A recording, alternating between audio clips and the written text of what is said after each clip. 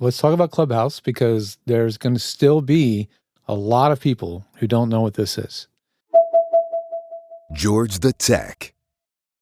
Because it made a big splash in the tech sector when it came out, 3 years ago? Yeah. 3 or 4 years ago? I think it was 2020. Yeah, it came out at the right time. It was the right thing. So tell everybody, give everybody a little quick overview. What is Clubhouse? And even though the heat around Clubhouse has definitely subsided, why do we keep using it when we have Zoom and we have all these other platforms? Why do we keep going back to Clubhouse, and what does it do so well? Well, I really have loved it from day one. And I think, as you say, the interest has kind of waned. But at the same time, I've tried LinkedIn audio events. I've tried elsewhere, and unfortunately, it just doesn't work as well. Clubhouse has, well, first of all, it's a social audio gathering space.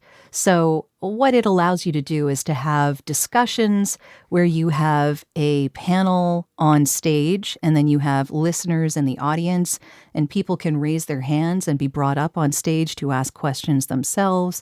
It's all audio. There's no video. So I think that's an important distinction, right? Because everything you've said so far, I could do that with a Zoom meeting pretty much.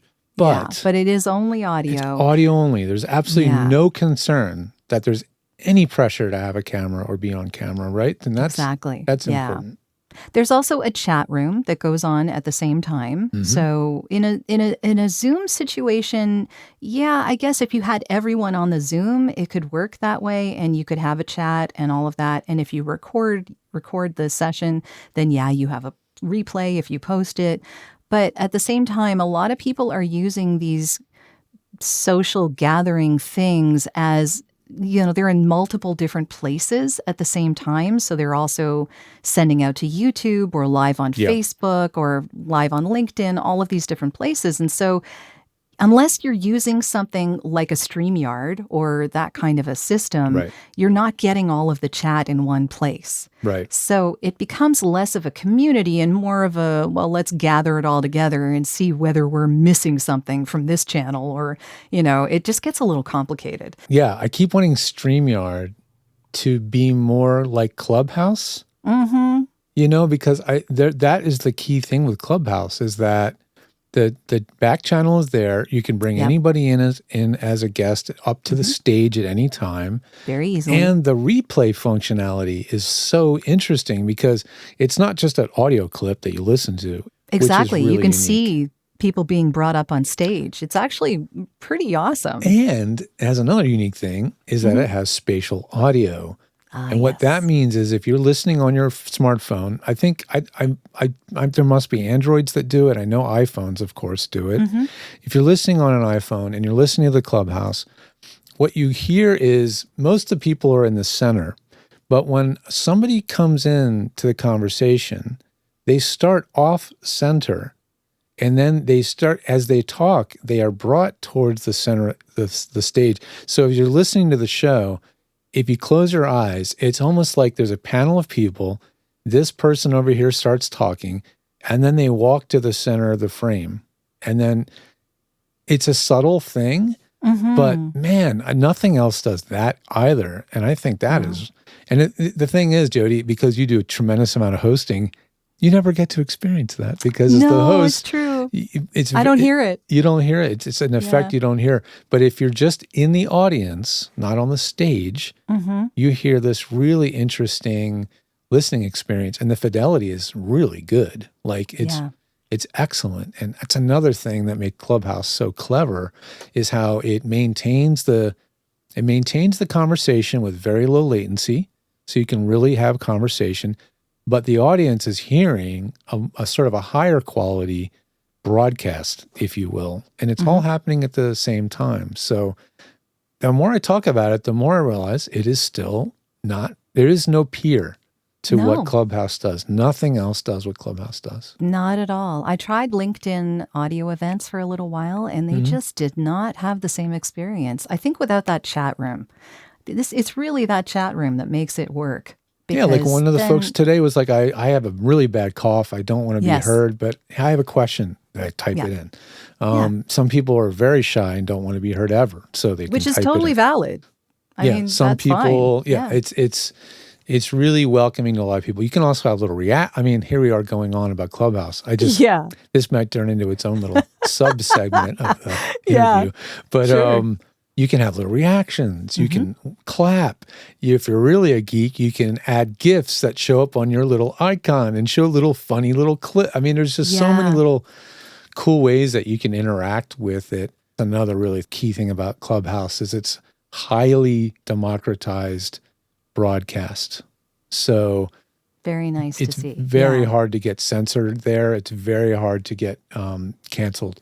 And you can talk about what you need to talk about there. So, Yeah. again, that could be better for worse, but it still Yeah. means it's something where people can share their thoughts and have not a concern about, a platform interjecting. At least so far, it feels like it's been very unfiltered, Yeah.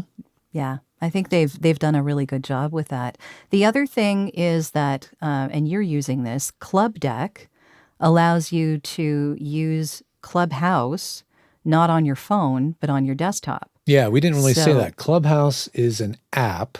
yes, on your phone. Club Deck is the application that runs on your desktop as a Yeah. companion. Right. So it's clubdeck.app, and what you can do is you can put that on your desktop, and then you can hook up whatever, microphone you want to use.